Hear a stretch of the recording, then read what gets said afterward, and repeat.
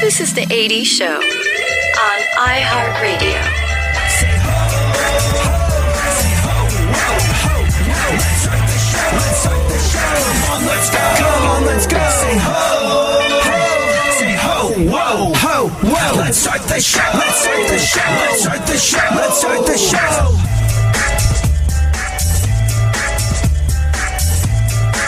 Yep. I want you to know that I almost did something today that I probably haven't done since the 8th grade, which is I almost called in sick because I couldn't, just wasn't feeling it today. Just wasn't. And I kind of been teetering on the brink of getting sick anyway, so I was just like, oh, screw it, I'm not coming in today. I'm just not. I love my job, but today's going to be taken up. So when I get out of here, this is the best part of my day every single day. And when I get out of here, I got to do a whole bunch of other stuff that I love to do.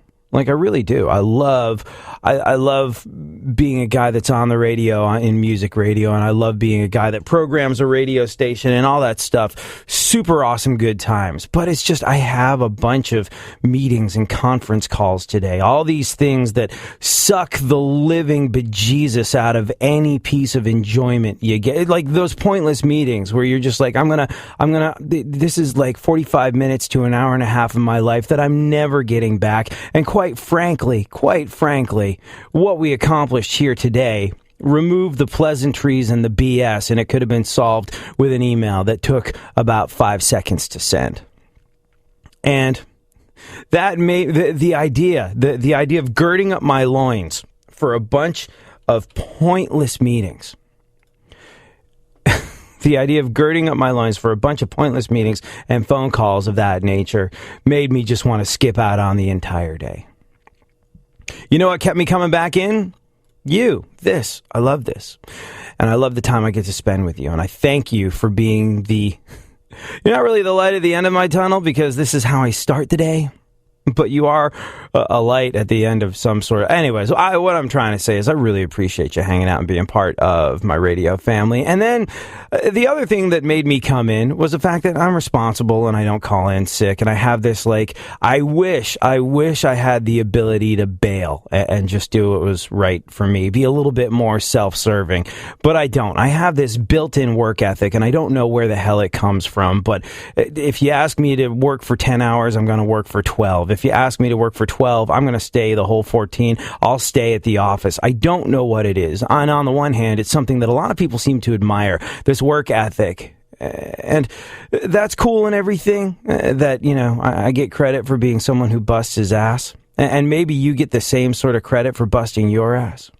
But you got to ask yourself at some point, when do you start being a little bit more self-serving? When do you start working on making your own dreams come true versus... towing a company line and helping someone else's dreams come true? I don't know. But there is a balance there. And I can honestly say to you, I'm working on finding it. I haven't found it yet. But it did make me think, besides the fact that I'm a responsible mofo and I'm going to come in, I'm going to do what's expected of me, and I'm going to do it well. I'm going to do it better than the person sitting next to me. And that's how you make a name for yourself in this world. And that's how you grind out a life. And that's how you look after the things that needs to be looked after. And you do the very best you can for the people that matter the most through hard work. And I believe that, and I stand by that, and I always will. But it got me thinking, this desire to bail out of pointless meetings, this desire to go, really? Do I have to meet this person face to face? Do I have to sit on a conference call where we talk about their dogs and their kids and the excruciating minutia of their life before we get to the, hey, are you going to play my record or not conversation? Like, all that sort of stuff that seems to be so pointless to me, seems to be so pointless and so time-wasting. As I was resenting it deeply on my way in this morning, I thought to myself, you know what? That's stupid, AD. That conversation, that relationship building, that being face-to-face with one another, not a text, not an email, being face-to-face.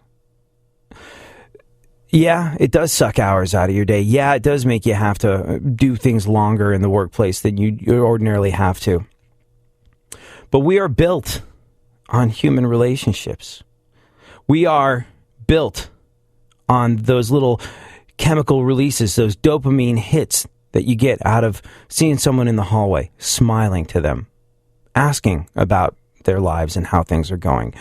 Not because it's a pleasantry, but because we're wired to care. We're wired to look out for one another. If I had to look to any proof that there is a creator, that there is intelligent design, that there is a grand plan, it's a fact that when you help somebody else, when you help somebody else out, they feel good and you feel good. Somebody drops their books and you're in high school, you pick them up, you go, oh, here you go. Or somebody drops their groceries, you pick them up and go, here you go, let me help you to your car with that. They feel good. Their faith in human nature is restored. They feel like something good happened to them. And you know what? You probably feel good because you helped something good happen to somebody else. And you both walk away from helping one another feeling pretty awesome. And you know what? If somebody was watching that particular scene, they would probably walk away from it feeling pretty good too, going, hey, look at that. People being good to one another. People helping each other out. Those are the things. Those human interactions, those little acts of human kindness, those are the things that make you feel good. Those are the things that you can't get over a text or an email or a cursory phone call. Those are the things that make us human. And those are the things we must hold on to and we must enjoy. Be a little bit easier if you didn't have so many demands placed on you in the workplace, but we can't let that take it away from us. Thank you so much for joining me for our little piece of human interaction. You rule for hanging out. If you like what you're hearing, tweet the show at ADSXE. AD on iHeartRadio.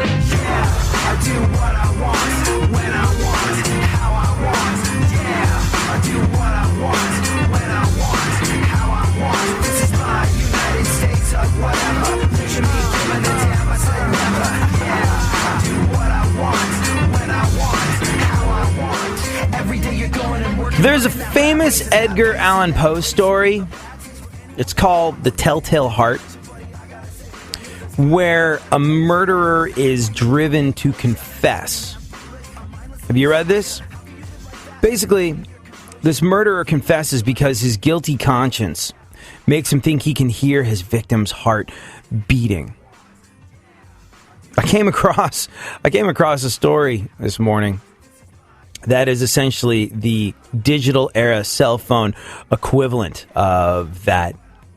It's fascinating, and it's an incredible look into the human mind and why we do the weird things that we do. And we'll get into that shortly after we check in with super producer to the stars, Barry Funkhouser, and go over the events of today in our segment, My Witness News. No way, shape, or form fair. Certainly not balanced. Funkhouser, A, how are you? B, what's going on in the world? Well, I'm still saying it's allergies. So I'm going to ignore the fact that I'm sick and still call it allergies. Are you taking anything for it? Nope, because it's allergies. You know, here's the thing, though. Allergies can turn into sickness. There's don't say it. It starts with an M, ends with an X. Do you know what I'm talking about? Oh, yeah. Yeah, that Mucinex stuff. Oh, I thought you meant Malox. No, that's for your stomach, right? I think so. Malox is like one of those... Malox. It's one of those things that I'm pretty sure exists, but nobody talks about or takes anymore, like Anacin or Sanka or Sweet and Low. Like, it's one of those things that I've definitely seen on shelves, but like you have a hard time figuring out who the hell uses them because they're so old school. Now, this Mucinex stuff is good. Like, I'm like you, I suffer from hideous allergies, and you can tell you're getting sick when you go from coughing up the clear stuff to coughing up the green stuff. And what happens is when you got the allergies, the phlegm collects, and that can develop into an infection. So what you got to do is you got to dry up the mucus, and Mucinex will do that. It'll stop your allergies from turning into the sick. And quite frankly, I do this not only because I care for you and I care about your well-being, but also I don't want to deal with a sick producer next week. So Mucinex all weekend long and drink lots of water. You're just going to be producing that dance music festival, right? All weekend. Boots and pants and boots and pants and boots and pants. Yeah. So, I mean, really just, all you got to, I think, take Mucinex once every 8 hours. I could do a generic brand for it, too. No, I'm not sure. It's weird, though. Maalox. I haven't even thought about that. I don't think I've ever taken Maalox. That sounds like something your grandmother takes. It's for your stomach, right? I think so. That's the only MX word I can think of at that point. It's Maalox and Anacin and Sanka. What are some other things that exist but nobody really seems to use anymore? I don't know. Yeah. Bayer? No, that's aspirin. People take that. It's a completely different wheelhouse. But have you bared witness to the pumpkin spice backlash? No. Like for a while, pumpkin spice lattes were a thing, and people really loved them. Starbucks started pumpkin spice latte. Oh, it's not a thing anymore? Well, no, it's totally a thing, but it's gotten to the point where, like, it's become a joke. It's just like white chicks like Ugg boots, pumpkin spice lattes, Coldplay records, and cats. Like, that's, it's just like, yeah, you would, and you see this wave of annoying chicks being like, pumpkin spice latte season is right around the corner. Does anybody know when the pumpkin spice lattes are going to be out? Pumpkin spice this, pumpkin spice that, pumpkin spice Tampax, pumpkin spice condoms. It's like, it's a little nutty. Have you ever had a pumpkin spice latte? I don't think so. I think I've had pumpkin spiced Sam Adams Boston Lager. See, everything's freaking pumpkin spice. Besides the tampons, the condoms, the bagels, the lattes, the beers, like everything is pumpkin spiced. Is a pumpkin spice tampon? Just go to my Facebook page. I will, and the picture is posted. Facebook.com/ADSXE. Same place you can find me on the Twitter at ADSXE. You can also tweet super producer to the stars Barry Funkhouser at FunkFM. But it made me think there's this huge backlash against all things pumpkin spice. And if you have a pumpkin spice latte, it's pretty good. It's not bad. Tastes seasonal, festive. It's nice as you're walking on a crisp fall day, as you get excited for that little piece of time off where you get to spend way too much traveling to meet the relatives that you secretly despise but put up with twice a year during the joyous Yuletide freaking seasons.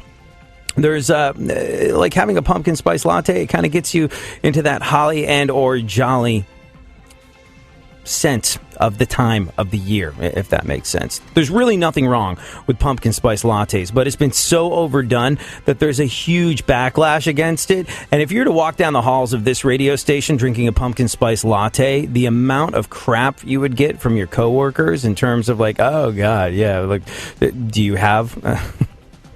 I'll take being white for 1,000, Alex, is basically what I would say to somebody if I saw him walking down the hall with a pumpkin spice latte. There is a pumpkin spice backlash afoot at the moment, and it got me thinking that pumpkin spice lattes, they're kind of like the Limp Bizkit or Nickelback of seasonal beverages you can buy at Starbucks, in that everybody makes fun of them. Everybody makes fun of them. Everybody makes fun of people who are caught drinking them. It's sort of like an indictment of your character if you're caught drinking something that is pumpkin spice related, and no one would actually cop to being like, oh, I'm going to go get myself a delicious pumpkin spice latte. No one would admit it. But they're kind of like Nickelback in that everybody makes fun of them. Everyone can sort of agree that they're awful. Everyone can agree that they are the work of Satan sent to Earth via Canada to lower the standards for all of us, and therefore they must be stopped. That's how everybody feels about Nickelback, at least the people that I talk to anyway. Yet, millions of people buy their albums, stadiums sold out all over the world. Someone's buying these Nickelback records, and someone's buying these pumpkin spice lattes. So that's my rather tenuous link when I claim that the pumpkin spice latte is effectively the Nickelback of seasonal beverages. Does that make sense? Does that hang together? Yeah, that all worked out. I got it. Glad to hear it. Anyways, yeah, you should take the Mucinex this weekend while you're producing the dance music concert. What's going on in the world? Mama June is in the news a lot lately. She's now looking for a new house. Right, because her and Sugar Bear have broken up. Mama June from Here Comes Honey Boo Boo is shopping for a new house. I guess that's what you do when you can no longer fit in